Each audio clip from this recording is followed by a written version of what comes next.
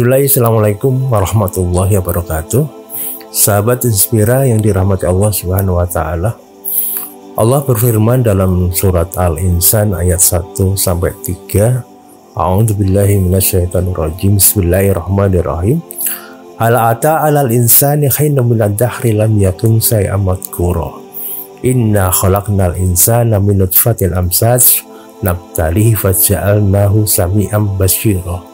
Inna hadaina sabila imma sakira wa imma kafura. Bukankah telah datang atas manusia satu waktu dari masa, sedangkan ia ketika itu belum merupakan sesuatu yang bisa disebut. Ayat ini mengingatkan kepada kita bahwasanya sebelumnya kita bukanlah siapa-siapa, kita bukanlah apa-apa, bahkan nama kita tidak pernah disebut dalam lintasan sejarah. Bahkan mungkin kakek moyang kita tidak pernah membayangkan bahwasanya di belakang keturunan mereka ada kita saat ini, sebagaimana kita tidak membayangkan nanti di belakang kita ada generasi-generasi di bawah kita yang sekian banyaknya.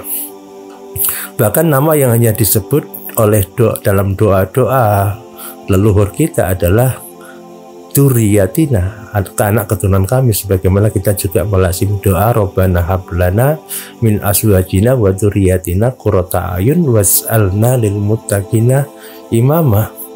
Jadi kalaulah disebut, tidak tahu mereka seperti apa para serupa wajah kita, bahkan nama kita mereka tidak pernah mengenalinya, tapi mereka hadirkan dalam doa-doa mereka adalah keturunan kami, agar keturunan kami nanti menjadi keturunan yang qurrata ayun dan menjadi pemimpin di tengah-tengah masyarakat yang bertakwa.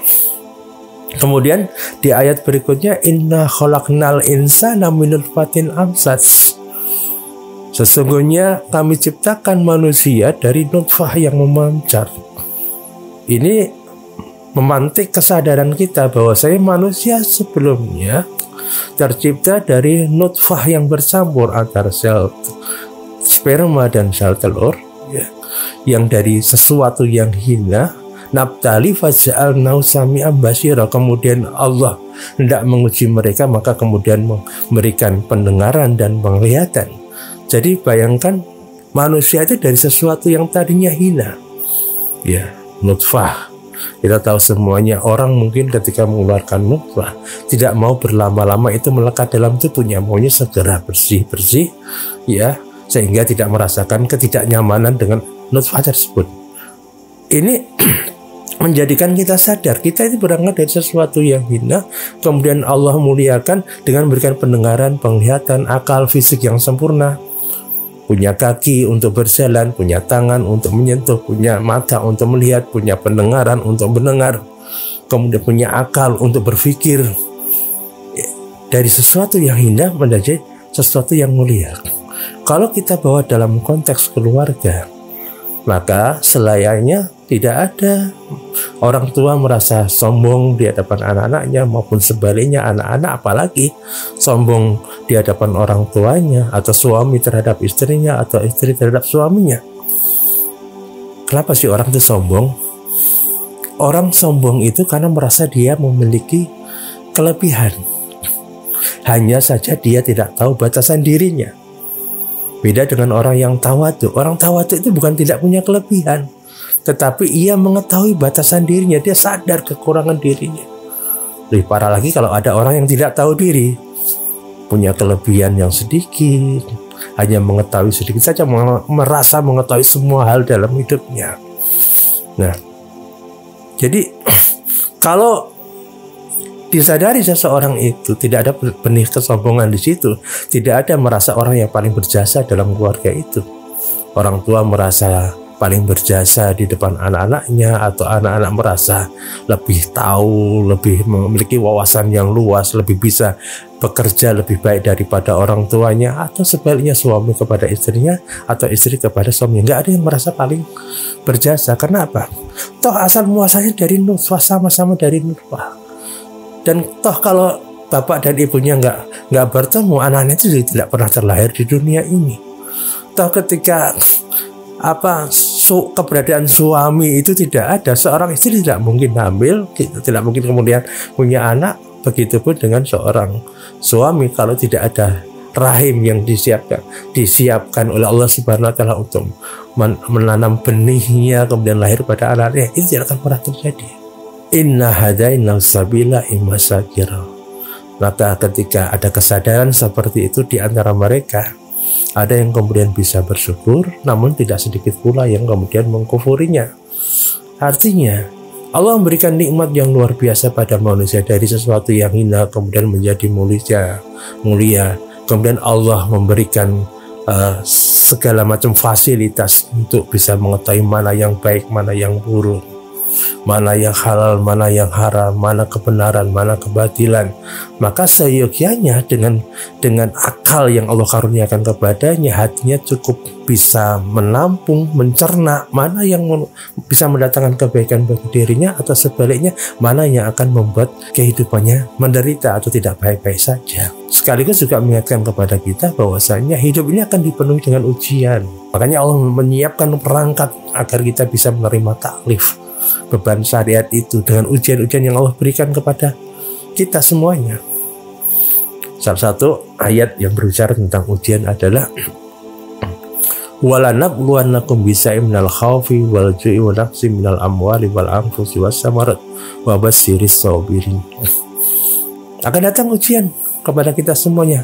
Ada yang mungkin diuji dengan sedikit kesulitan dalam hidupnya, diuji dengan kehilangan orang yang dicintainya, diuji dengan usaha yang tidak berkembang atau bangkrut, atau ladangnya yang tidak bisa menghasilkan, tidak bisa dipanen, karena wabah, karena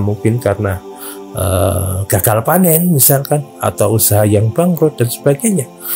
Ada yang diuji dengan sakit, ya, ada yang diuji dengan kekurangan harta, segala macam. Masing-masing orang akan mendapatkan ujiannya. Dan ujian atau musibah itu sesuatu yang pasti akan datang. Hanya kita tidak tahu kapan datang waktunya. Kemudian kita juga tidak tahu berapa lamanya. Tetapi sekali lagi, bahwasanya sebenarnya kalau dibandingkan dengan seluruh kenikmatan yang Allah berikan kepada kita, maka ujian atau musibah itu sifatnya sangat sebentar dibandingkan kenikmatan yang Allah berikan kepada kita. Bayangkan dari sejak kita lahir sampai hari ini, berapa banyak fasilitas kenikmatan yang Allah berikan kepada kita yang kemudian kita menikmatinya, dibandingkan dengan ujian hari yang ini datang menimpa kepada kita. Seringkali orang mengeluh ketika datang ujian atau musibah, merasa dia tidak mampu, dia tidak berdaya. Iya, karena Allah yang menyadarkan kepada dia bahwa dia butuh terhadap pertolongan Allah. Sampai-sampai dalam kehidupan, dalam sholat harian kita, minimal kita 17 kali minta pertolongan kepada Allah. Iya karena butuh, iya karena nasta'in. Setidaknya 17 kali dalam satu hari minimal kita minta pertolongan kepada Allah.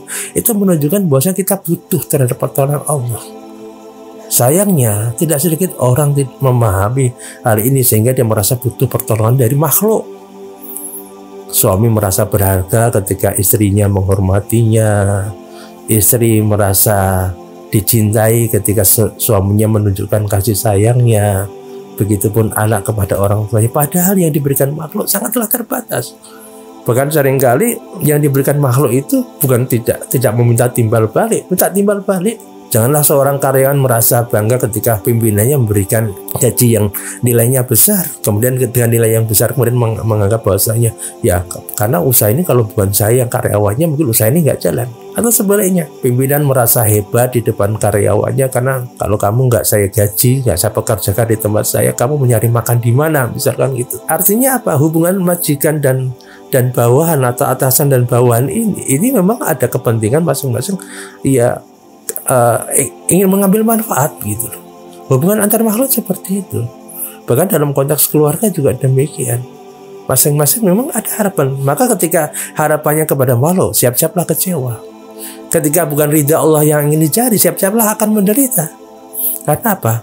Yang namanya makhluk punya keterbatasan untuk memenuhi apa yang menjadi keinginan dan harapan kita. Di sini pentingnya pertolongan Allah. Ketika pertolongan Allah itu datang, bayangkan yang namanya api saja bisa menjadi dingin, Yang namanya lautan saja bisa berubah menjadi daratan, ya. Yang namanya kematian yang sudah di ujung tenggorokan itu bisa Allah batalkan gitu. Ketika pertolongan Allah datang, maka sejatinya bukan ujian dan musibah yang membuat kita kemudian merasa berat menjalani hidup ini, tapi justru ketika tidak ada yang pertolongan Allah itu yang menjadikan kita hidup itu akan menderita. Nah, dari 3 ayat ini kita bisa mengambil kesimpulan bahwasanya hidup ini memilih apakah kita menjadi hamba Allah yang bersyukur atau justru sebaliknya untuk bilang menjadi hamba Allah yang kufur.